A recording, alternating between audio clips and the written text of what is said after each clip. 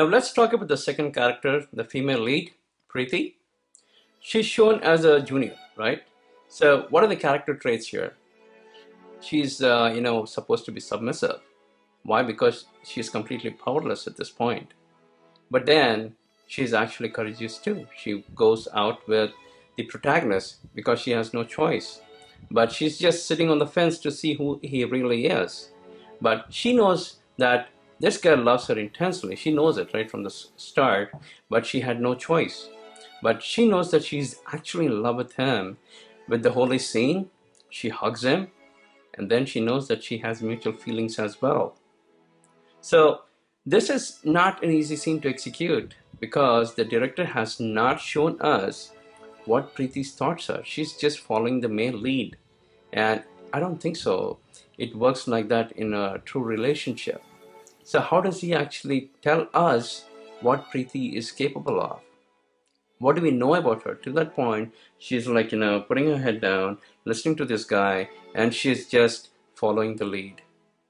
But we don't want our, lead actress to be the submissive character. Yes, it works out great as a hand and glove situation with an alpha male, and she's submissive. They're made for each other, great. But she's got a mind of her own too. And when the character conflicts happen, she speaks out. She's courageous and she says, "Hey, you're talking about my dad." But then she fights for love. She really fights for love. Her high points is, winning over him and, falling in love. That's every girl's, high point in life. But then what are the low points, right?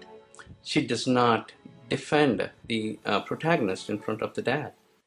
She does not back him up. Once she gets married, she just, sits there because she feels that the battle is lost. But then she gets pregnant. She could go back to him. She says, I could have come back to you. But then her self-pride, or, she didn't want to look like a codependent character anymore. Maybe that's what I'm thinking, at least. So she holds it back. She holds it back for a reason, because she knows that if he truly loved her, he would come back looking for her. And she waits and waits and waits, and she suffers. We do not see her suffering. It would have been a much bigger film, to be honest with you. But then, the last scene is a real killer scene. Why? Because she completely steals the show. She pulls the carpet off everybody in the audience. She acts so well in that particular scene. We'll get to the acting in a bit. But what she tells in the last 2-3 minutes actually tells the writing process as to how the director has kept up with this character for so long in the second half of the film, but then he encapsulates all of the suffering into one particular scene.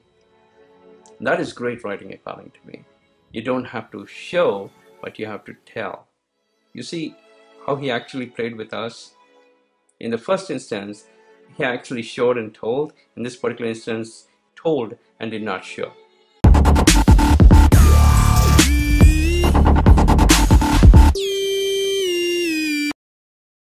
Now let's talk about the supporting cast.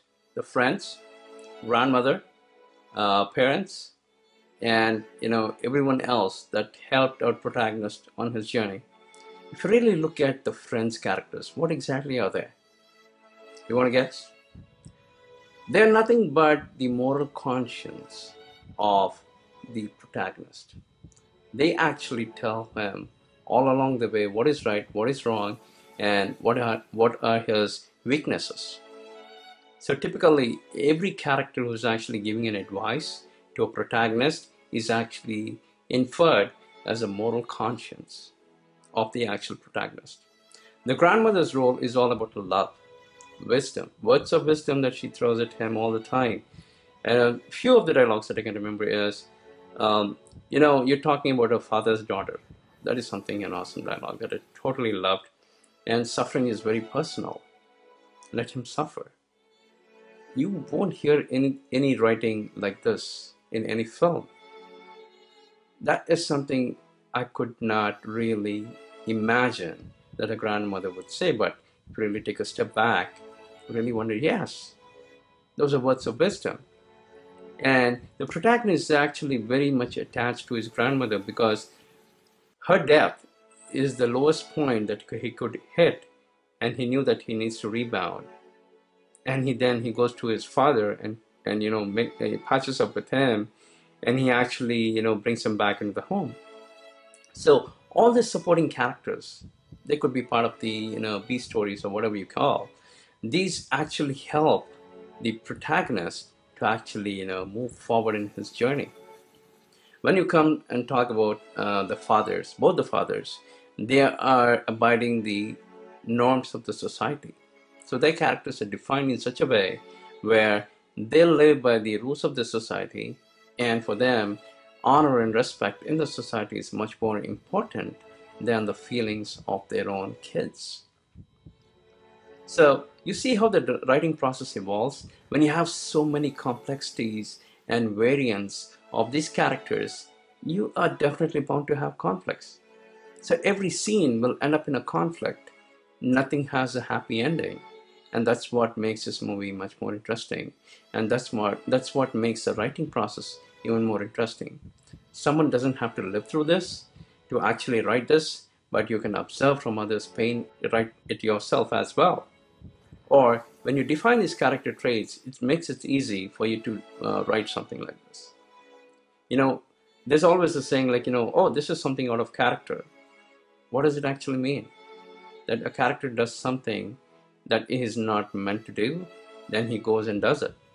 You do not expect that coming. So that is a surprise when you actually do those kinds of things. So I hope I've done justice to my thought process of filmmaking and how I understand films. Thank you.